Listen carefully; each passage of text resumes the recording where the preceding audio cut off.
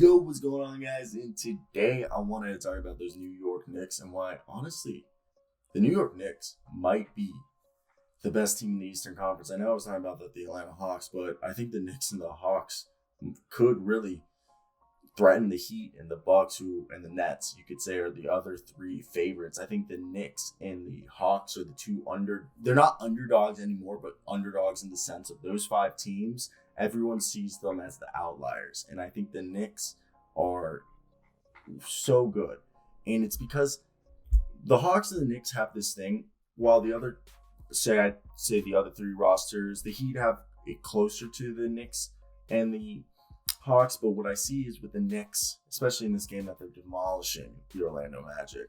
And I'm making this up near the end of the third quarter, and it's like almost a 30-point blowout.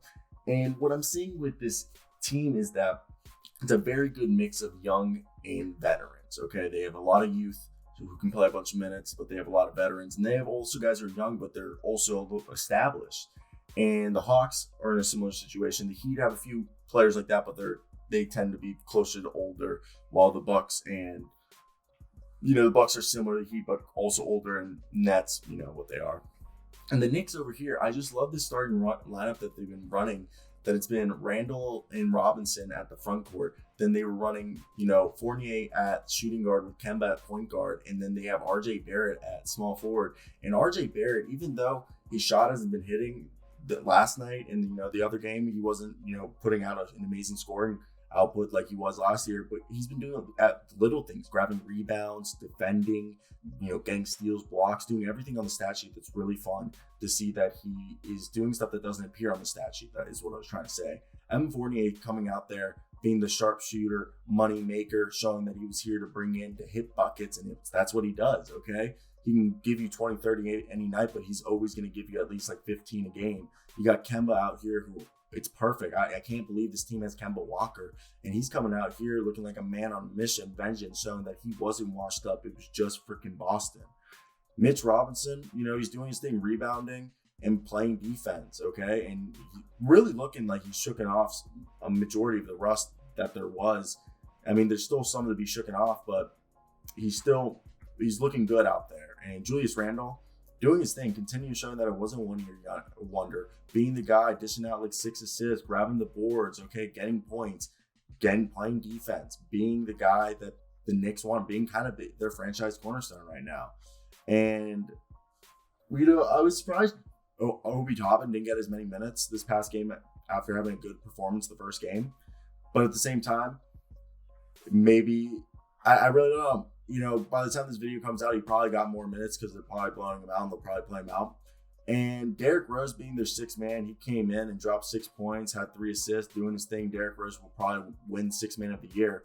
Emmanuel quickly, past 2 games, I'll honestly want to be honest, been really quiet. I love Al Burks, and Nerlens Noel isn't even playing. I expect Kevin Knox to be traded, but this team is so deep. Similar to what I was saying about the Hawks is the Knicks have Julius Randle, Kemba Walker, Evan Fournier, RJ Barrett, Derrick Rose, Al Burks. You can even throw Emmanuel quickly and Obi Toppin in there if you really want. Like 8 guys right there that can give you 20 any given night. And then they just have a bunch of other good players. Like I think Quentin Grimes is a solid, Quentin Grimes and Jericho Sims were older college players and more NBA ready. And I think we've already been seeing them play minutes, and it's because Jericho Sims loves to play defense and loves, rebounding. And then he's a good rim runner who can be a good lob threat. While Quentin Grimes is, the quintessential 3-and-D player that you want in the modern NBA. But yeah, this is a good freaking team. And honestly, I think people are not taking them serious. This is a new Tom Thibodeau team. Oh shit, I didn't know the sound was on, but this is a brand new Tom Thibodeau team, okay? In the sense that Tom Thibodeau's teams never really were super 3-point shooting, but this is a team that's taking like 35, 43s a game. It seems like they're dominating the boards. They're obviously playing impeccable defense, and they're really not turning the ball over.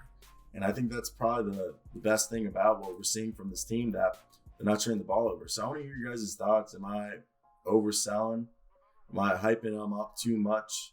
I think I'm giving them the credit that they deserve. So I want your guys' thoughts down below. That's it for me, guys. Till next time, guys. But peace out. Like, comment, subscribe.